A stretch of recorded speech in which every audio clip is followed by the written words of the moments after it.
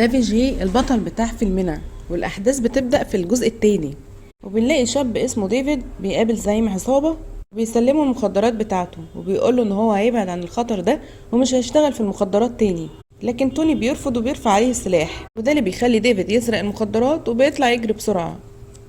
وبيحصل ما بينهم تحدي كبير، وكل واحد فيهم بيحاول يتخلص من التاني لحد ما ديفيد بيدافع عن نفسه وللأسف بيموت توني. والشرطة بتوصل المكان وعايزة تقبض عليه، وهو بيهرب وبيحاول ينقذ حياته لحد ما بيوصل لقسم الشرطة واللي بيكون تحت الإنشاء. وأول ما بيدخل بيلاقي واحد بيدفن حاجة في المكان قدام عينيه، ولما بيستخبى بيلاقي فيجي خارج من القسم وماسك الفاس في ايده وبيمشي بالعربية الجيب بتاعته. وقتها ديفيد بيرجع البيت لمراته وبيقول لها لازم يسيبوا المكان وبيكون خايف، لكن الشرطة بتحاصر المنزل بتاعه وكمان بيقدروا يقبضوا عليه بكل سهولة. وبعد مرور 7 سنوات اسم الشرطة بيكون تم إنشاؤه، ووقتها بنلاقي فيجي في سينما وبيتفرج على فيلم في العادة. كمان بنكتشف ان السينما دي بقت المكان بتاعه وانه اشتراها من فترة قريبة. وبعدها بيرجع للبيت وبيقعد مع أسرته وبيحكي لهم قصة فيلم علشان عايز ينتجها. وتاني يوم بيصحى من النوم على صوت جيرانهم وهم بيتخانقوا مع بعض، فبيروح لهم بسرعة وبيمنع شيفا انه يضرب مراته. لكن شيفا بيهينه وبيتهمه انه قتل ابن المفتش. ووقتها فيجي بيتضايق وبينصح ميرا تعمله محضر في الاسم. بعدها بيروح مكتبه وبيتابع شغله، وبيقابل واحد بيصلح كاميرات المراقبة بتاعته، وبالشكل ده هيقدر يشوف كل اللي بيحصل في المكان بسهولة. ومع الوقت بيكون في السينما وبيعرف ان مهيش عاوز يتكلم معاه، وفعلا بيحاول يقابله وبيعرف مكان جثة ابنه علشان يعملوا له الطقوس الدينية. لكن فيجي بيرفض يقوله وبيترجى انه يبعد عنه. وبعدها بيقابل واحد اسمه مراد وبنكتشف انه هو مؤلف كبير وهيكتب السيناريو للقصة اللي مألفها فيجي. ولما بيرجع البيت مراته بتقوله ليه هتصرف 3 مليون في إنتاج فيلم، فبيقول لها أنا بعمل كل ده علشانكم، وبيرفض يجاوبها. وبعدها بيسافر مع أسرته وبيخرجوا في كل مكان وحياتهم بتكون سعيدة، وبيحاول يكون جنبهم وبيحسسهم بالأمان. ومع الأيام فيجي بيقابل واحد اسمه سافيو وبنعرف إنه حارس المقابر، ودايما بيساعده بالفلوس لأنه فقير. وفي نفس الوقت ديفيد بيخرج من السجن بعد مرور 7 سنين وبيرجع بيته ومراته بتلومه لأنهم محتاجين للفلوس علشان يعلموا ابنهم، فبيقول لها هشتغل وأعوضكم عن اللي فات كله. ومن الناحية التانية ماهيش وميرا بيعملوا الذكرى السنوية لابنهم سامو، وبتتعهد قدام الناس انها هترجع حقه وبتنتقم من القاتل. ولما بنروح لفيجي بنلاقيه مع واحد صاحبه اسمه أرجون وبيشربوا مع بعض وبيوعدوا ان هو هيمثل في الفيلم اللي هينتجه أجي. وفي الاتجاه التاني نانديني بتكون موجودة مع جارتها جيني، بتسألها على العريس اللي كان هيتقدم لبنتها أنجو. وساعتها جيني بتقول لها ان العريس رفض لانه سمع ان بنتها كانت على علاقة بسام. ولما جوزك كشف امرهم مع الوقت بنلاقي أنجو برا البيت وبنشوف الشرطة رايحة للمكان وبتكون خايفة، فبتبلغ أبوها وهو بيحاول يطمنها علشان محدش يشك في أمرهم. ونكتشف إن جيني قدمت في جوزها محضر علشان ما يضربهاش مرة تانية، والموضوع بيعدي بكل سلام. وبعدها أنجو بتقوم من النوم، ووقتها بتشوف البوليس بيحفر في المكان اللي كانوا دفنوا فيه سام وبيطلعوا جثته. وميرا بتبصلها وهي مرعوبة جدا من الموقف، لكن بنتفاجئ انها كانت بتحلم. وبتجيلها حالة صرع وحالتها الصحية تكون متدهورة، والدكتور بتقول لهم يبعدوها عن اي توتر في حياتها. وتاني يوم ديفا بيكون في الكافيه وبيقابل مارتن وبيبلغه انه بيدور على وظيفة وعاوز يشتغل، فبيعرفه على فيجي وبيقوله انه ممكن يساعدك. وفعلا بيتكلم معاه وبيوعده انه هيلاقي له وظيفة. وديفيد بيخرج من المكان وما بيفتكرش ان أجي هو اللي دفن الجثة في الاسم من 7 سنين. وبعدها فيجي بيقابل أرجون وكالعادة بيشربوا وبيسكروا. وفي نفس اللحظة نانديني بتستريح لجيني وبتعترف لها بالسر اللي مخبيينه عن الناس، وبتقول لها ان فيجي هو الوحيد اللي عارف مكان الجثة. ومن ناحية تانية بنروح للمفتش كارون وبنعرف انه ذكي جدا وبيحل اي جريمة تقف قدامه. وبعدها بيقابل الضابط غايوندي اللي اتوقف عن العمل ل7 سنين وانه عاوز يفتح قضية قتل سام من تاني. وساعتها بتظهر ميرا وبنكتشف ان هي وطارون اصدقاء من زمان وطلبت مساعدته. وفي نفس اللحظة بيدخل شيفا وجيني جيران فيجي وبنتفاجئ انهم في الاساس ضباط شرطة وجواسيس عليه. ولما فيجي عرض جزء من ارضه في البيع ميرا اشترتها باسمهم ونفذوا الخطة بتاعتهم، وبنعرف انهم بيسجلوا كل الكلام اللي بيحصل ما بينهم. لكن فيجي عمره ما قال على المكان اللي دفن فيه سام. تارون بيقول لازم نعرف مكان الجثة في أسرع وقت. وبعدها الشرطة بتبدأ تحقق مع الناس من تاني، بيفتحوا القضية وعايزين يوصلوا لأي نتائج جديدة، لحد ما واحد قال لهم إن مراته كانت تعبانة يوم الجريمة، ووقتها شاف فيجي وهو راجع لبيته الساعة 4 الفجر. وساعتها تارون بيعرف المعلومات وبيتوقع إن فيجي دفن الجثة في محيط بيته، وأكيد اختار مكان مستحيل حد يتوقعه. وتاني يوم بيروح لمنزل فيجي لكنه ما بيكونش موجود، وبيحقق مع نانديني وبناتها بشكل غير رسمي، وبيحاول يخوفهم وبيلعب على حالتهم النفسية، وهم بيكون باين عليهم التوتر والخوف. وفي النهاية بيسيب البيت من غير أي إجراء قانوني. ووقتها جيني بتروح لنانديني وبتقول لها إنه لازم يبلغوا جوزها بسرعة بكل اللي حصل، وفعلا بيتكلم فيجي للبيت وعايزاه يرجع للبيت بسرعة. وهو بيسمع كلامها وبيكون قلقان جدا. وقتها بتعرفه بزيارة الضابط ليهم، بتسأله على المكان اللي مخبي فيه جثة سام. وللأسف في الوقت ده شيفا وجيني بيتصنتوا عليهم من خلال كاميرات ميكروفونات زرعينها في البيت، لكن فيجي بيرفض يقول لها أي حاجة ومصمم على قراره. والظباط بيكونوا متضايقين. وتاني يوم ديفيد شوفه في الكافيه وهناك بيقابل فيجي وبيعرفه إنه لقى وظيفة تانية.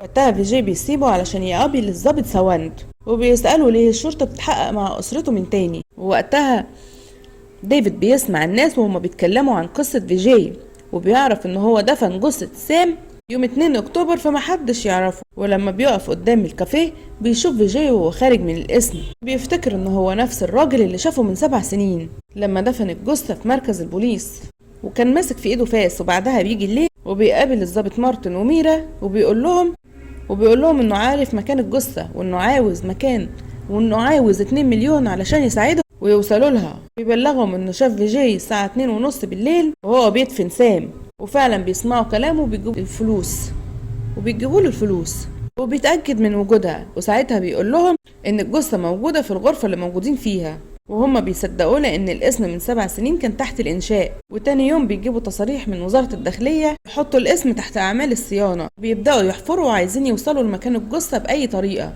وقدامهم 24 ساعة بالظبط. الشرطة بتمنع موظف الشاي من دخول، وهو بيشوف الرملة بتتحط قدام عينيه، وبيرجع الكافيه وبيحكي اللي حصل. ومن ناحية تانية الناس بتكمل حفر لحد ما البوليس بيوصل لمكان الجثة وبيلاقوها قصادهم بكل وضوح. وفي نفس اللحظة فيجي بيراجع الكاميرات وبيلاقي حركة غريبة قدام الاسم، وبيتصل بالمساعد بتاعه جوزيه وبيعرفوا انهم بيدوروا على حاجة في المكان. وفريق البحث الجنائي بيجمع اجزاء الجثة، يحط العظام في اكياس بلاستيكية، وفيجي بيرجع مكتبه وبيراقب كل تحركاتهم وهم خارجين ومعاهم جثة سام، وبيكون في حالة صدمة وخايف لان سره انكشف. وتاني يوم ميرا بتقابل تارون في مكتبه وبيسلمها تقرير الطب الشرعي، وبيعرفها ان سبب الوفاة كسر في الجمجمة، ومستنيين يجيلهم تقرير الحمض النووي. وتاني يوم المحكمة بتؤمر باستجواب فيجي وأسرته. بيفتحوا القضية، وفعلا كل ما تارون بيسألهم وعاوز يجمع منهم معلومات هما بيرفضوا يجاوبوه، بيصمموا على السكوت لحد ما بتوصل ميرا المكان وبتقول لهم ان الخطة بتاعتكم اتكشفت، وبتسمعهم تسجيل لنانديني وهي بتحكي لجيني بالحقيقة. وبيكونوا مصدومين جدا لان جيرانهم طلعوا ضباط شرطة. وتارون بيحقق مع فيجي لكنه بيرفض يبلغه باللي حصل. وبنشوف أسرته في الغرفة اللي جنبه، وغايوندي بيفضل يضرب فيهم وبيستخدم قوته ضدهم، وبيستخدم كل الطرق علشان يرهبهم، لحد ما أنجو بتجيلها حالة صرع وبتقع على الأرض. وفيجي بيوافق يعترف بالجريمة.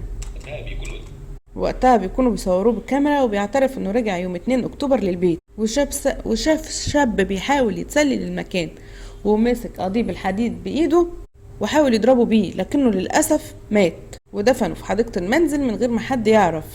وتاني يوم اكتشف ان المقاول راني هيبدأ أعمال في أرضية القسم يوم الاثنين، فغير مكان الجثة ودفنها في أرضية الشرطة، وانه وقتها كان خايف على بنته وعايز ينقذهم. ولما بيجي الليل فيجي بيكون في البيت بيحاول يطمن أسرته لأنهم بيكونوا خايفين جدا. وأول ما بيطلع الصبح الشرطة بتاخده بقوة كبيرة علشان يروح المحكمة، وأهله بيفضلوا يعيطوا عليه. ومن ناحية تانية الكاتب مراد بيشوف الأخبار في التلفزيون وبيكتشف إن فيجي متورط في القضية، وساعتها بيروح يقابل مفتش تارون وميرا وبيقول لهم إنه يعرف فيجي من فترة، وأول مرة يقابله فيها عرض عليه قصة فيلم وإنه دفع له 1,000,000 روبية علشان يكتب سيناريو.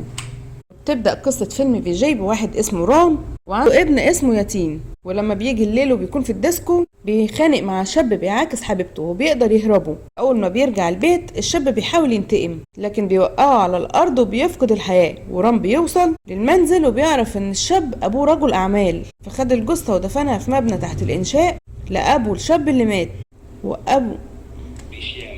ومراد بيحكي لهم ان فيجي نشر القصة قبل كده من سنة في كتاب اسمه دريشيام عشان محدش يسرقها لحد ما تتعمل فيلم، لكن نزل اسم عليها بداله، وبالشكل ده يعتبر اللي ألفها مراد.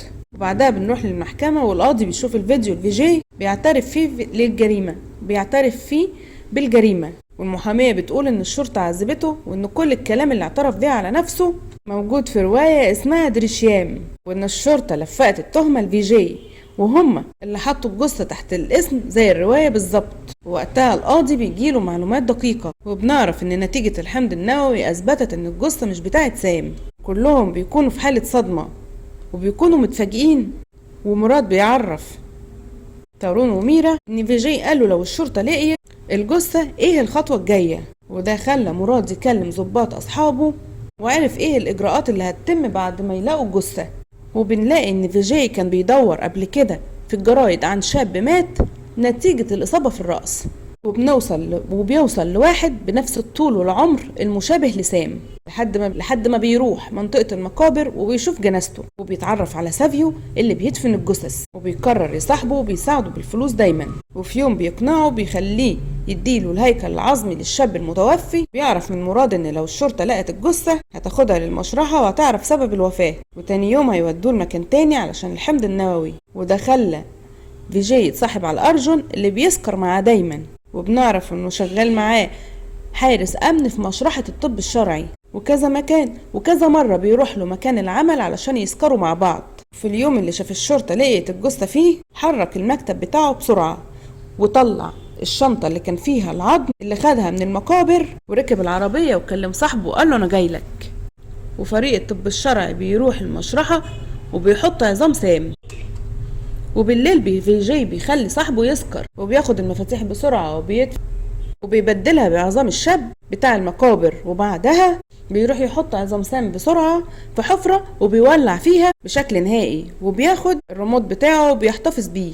وبعدها القاضي بيحكم ببراءة فيجي، المحامية بتطلب بقفل القضية مدى الحياة. وفيجي بيخرج من المحكمة بعد ما خطته نجحت وبيكون واثق في نفسه. وفي اللحظة دي بيشوف ميرا ومهيش وبيكونوا متضايقين لأنه كالعادة ضحك عليهم. وتاني يوم مهيش وهو نازل من البيت بيلاقي رماد على الأرض وبيعرف إنه بتاع ابنه سام، وبيروح يرميه في النهر وبيعمله الطقوس.